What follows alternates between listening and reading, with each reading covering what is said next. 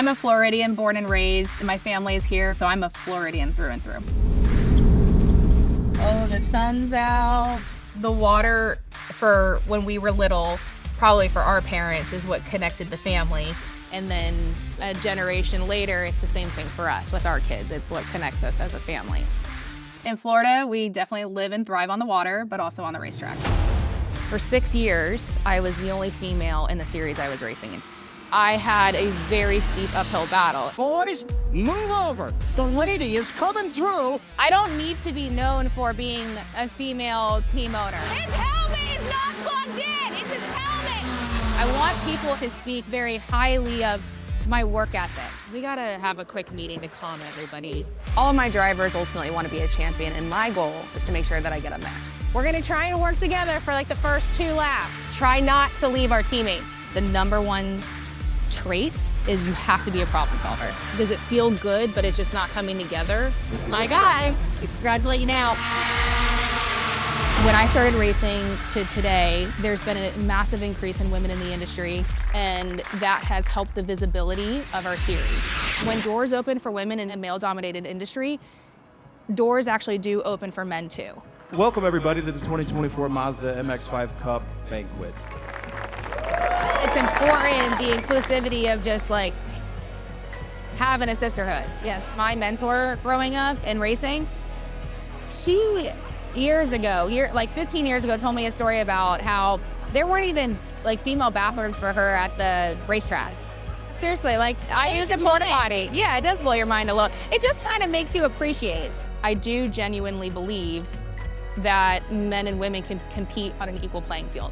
My parents live on a boat, which is so cool. There's 2 all-female series that I can think of.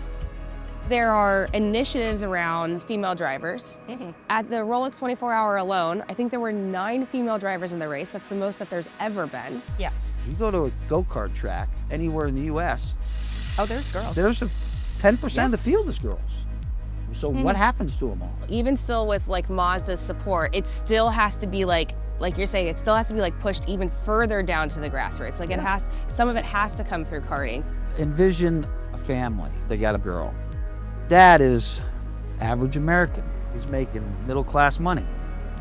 And these kids are growing up go-karting their whole lives. At some point, dad is not saying anything to anybody, but going, man, my kids might be pretty good at this, but how am I gonna fund it to get them to the next level? Girls are out there, but they get shut off early. They just never had the opportunity, just never had the right thing put in front of them. As a family in America, things are expensive. And it's difficult to give resources to children. And now being a parent myself, I understand, like, you know, you need to balance your books. Did you sleep good? Did you have any dreams? Yeah, good cars. Of cars? Of course you did. Yeah. Oh, I gotta do fun. it's tiny. I don't know how many times a day I say, like, turn the car track off. Turn the car track off. My husband and I, we have 2 young kids. They still wake up at 6 a.m. every day. It's the only way I can get them in here. They're like, what do you think your kids will be when you grow up? I'm like, I have no idea. But if there was one thing that I could say Cooper would be, he'd be a dentist, because the boy is obsessed with toothbrushes. And then Olivia is the master negotiator, so she'll be a lawyer. But of course, they'll be race car drivers. 2019 was my last professional year of racing to date. I'm not retired. I can't like retire myself in this whole thing. I just have to say, we're on hiatus. When I stopped racing, Nick and I decided to purchase BSI Racing, which we sunk all of our money into. It's a little surreal from time to time, like walking in that this is my office and these are our tools and our resources. And not to mention getting the opportunity to run a team with my husband, Nick. We had an awesome Classic Mazda event this year.